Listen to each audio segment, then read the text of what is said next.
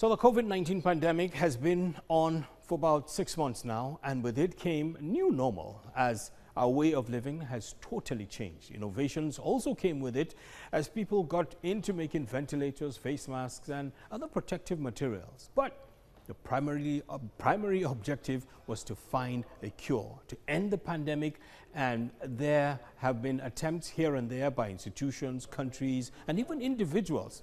The recent attempt from Russia, which we talked about yesterday, seems to be the one giving us some ray of hope. A few days ago in Nigeria, the director of a herbal clinic called Pax Herbal Clinic and Research Laboratories said the National Agency for Food, Drugs Administration and Control, that's NAFDAC, finally approved their herbal remedy for the treatment of symptoms associated with COVID-19. But NAFDAC has said there is no truth in this. In other words, it did not approve the Pax Herbal product for the treatment of symptoms associated with the COVID-19 global pandemic. We will figure out the missing link here, but right after a look at the current numbers of COVID-19 cases worldwide. Now, the numbers are on the rise, and there are now 13 million COVID-19 cases around the world. The deaths are over 500,000, and the recovery cases are over 7.2 million. The cases in Nigeria are 33,153. 744 people have died, and 13,671 people have recovered. This is COVID-19 Myths and Facts. Welcome on board.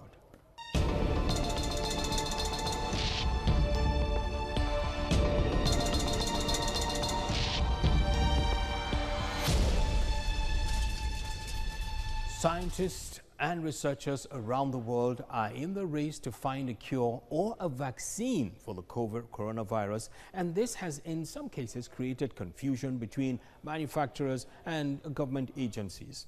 There also have been incidents of quacks taking advantage of the pandemic for their own personal gain. In Nigeria, there's been a conflicting information between the National Agency for Food and Drug Administration and Control and Pax Herbal Clinic and Research Laboratories over a COVID-19 cure Pax claims to have developed. Watch this. Sir.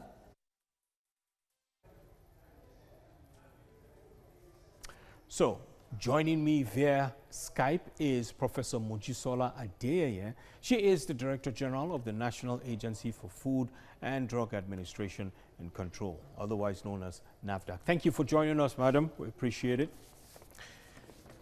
Thank you. It's good to be here. Yes, indeed. So, this is the second time in less than 3 months that the regulatory agency, that's NAFDAC, will be denying granting approval for the alleged COVID-19 drug by the same company, the same organization, Pax Herbal. Tell us about this. Okay. Pax Herbal is a herbal medicine company. 3 months ago, Pax Herbal attempted to submit an application to NAFDAC, and the Drug Evaluation and Research Directorate responded to Pax Herbal that what they are trying to do in terms of submission of application is fine, but Pax Herbal also said they wanted to collaborate with us, meaning they wanted NAFDAC to go into the research with them. And we replied, Pax Herbal, that we cannot, as a regulator, get into research directly with a company because we are still the one that is going to evaluate the company. And that was what we sent out to Pax Herbal. But the evening of that same day, Pax Herbal went on social media that they have interacted with me. The DG, actually they used my name wrongly.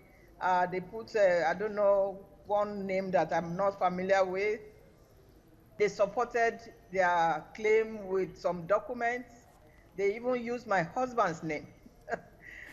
So we had to go quickly on social media to refute what they were claiming. At that point, they have not even submitted the application to NAFDAC. That was the first interaction with Pax Herbal. But they then submitted their application and it went through the process. We did not deny that Pax Herbal didn't submit application to us. I want every listener to know the difference between treatment and the listing that NAFDAC gives to herbal medicines. When you say that you can use a medicine to treat, it means that that medicine has gone through clinical trial in a designed manner for a lot of people, that includes a lot of people, and the results were statistically significant before you can claim treatment. For our listing in NAFDAC, we don't approve listing for treatment. Listing is for safety. So the application goes through the safety process.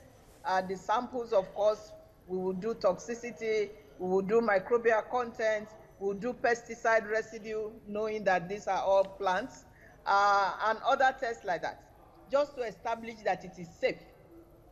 Meaning, if that medicine is used, it's not going to kill somebody. Okay. However, the claim that the manufacturer is making, we usually will put a disclaimer. Disclaimer means a sentence to say, we've not tested this, we have not evaluated this for this claim. In this instance, as immune booster. That disclaimer is on the label. We don't approve any herbal medicine without a disclaimer. If you say, okay, it's an immune booster, we will put a disclaimer there that we have not evaluated or we did not evaluate. So was this done for Pax Herbal? Sorry to cut in, but just to squeeze in as much. Was this? Yes, it was done for Pax Herbal. A disclaimer was placed on the label that NAFDAC has not done any evaluation on this, meaning on their claim. To claim that it can treat, it can boost immune system, a clinical trial has to be done. That is what we call efficacy. Which they haven't done. Did they do that? Which they haven't done, exactly. Okay. Which they haven't done. The listing process is only for safety. So efficacy involves clinical trial. If it is successful, then you can say, yes, I'm using this medicine for treatment. Okay. At that point, the science world will have approved, will have peer-reviewed, and said, yes, it's the statistically significant result that it can treat. Okay, but so from what you're saying, there's still a long way from there. That's Pax Herbal is still a long way from there. Let me jump into the listing status, for instance. The composition or the listing status involves labeling of product, the process of manufacturers, and safety use testing. Tell us a little bit about this, these stages that comes from NAFDAC. It's a very, very good question for people to understand. When an applicant submits an application, that application has to have, in this case, herbal plants. It has to have the identification of the herbal material, the family of plants that it belongs to, the species. It has to have previous uses. What has it been used for? If it is submitted by somebody with more knowledge, the pharmacology of it. First of all, the plant has to be identified. What are the bioactives that are there, meaning phytochemicals that are there if that practitioner has the means to do that. We also have to find out the type of uses that it has been, that this particular plant was used for in the past. And just simple, well, I will not call it simple, some cogent or tangible document to support the application. Okay, that's fine. Now, what progress is NAFDAC making with the 3 selected alternative treatments You know, there were a whole lot of, there was a call for submission for alternative treatments to COVID-19, and 3 were selected. Can you tell us a bit of the progress being made so far? Actually, I don't know about the 3 that were selected. I know what I knew is that there was a meeting at the Ministry of Health where we invited many herbal practitioners to present what they have. And after that, the herbal practitioners were invited or again encouraged by the ministry to submit, you know, a much fuller information of what they have. And the ministry sent the list to us. I don't know about any 3 particular herbal medicinal plants that were chosen. And we responded to the ministry that they should encourage the practitioners to submit directly to us, because the individuals have to submit.